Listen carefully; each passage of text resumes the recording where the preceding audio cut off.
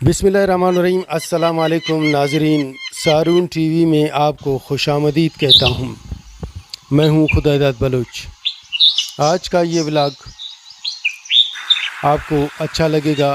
मुख्तलिफ़ क्लिप्स आपके साथ शेयर कर रहा हूँ इस वीडियो में, जिसमें दरख्त, परिंदे और खूबसूरत फूल भी है, गुलाब के फूल। आप इस वीडियो के आखिर में देखेंगे, तो इस वीडियो को मुकम्मल देखें।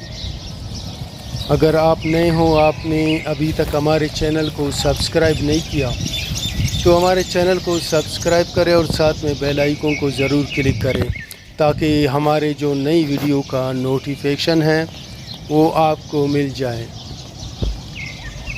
तो मेरे चैनल का विज़िट करेंगे तो आपको मुख्तलिफ़ जगहों का व्लॉग, जिसमें कराची है, सिंध है और बलूचिस्तान के मुख्तलिफ़ शहरों का व्लॉग आपको इस चैनल में मिलेगा। तो आप हमारे चैनल का विज़िट करेंगे और हमारे वीडियोस को देखेंगे, तब हमें हौसला मिलेगा कि हम मज़ीद वीडियोस आपके लिए, आप लोगों के लिए अपलोड कर सकें।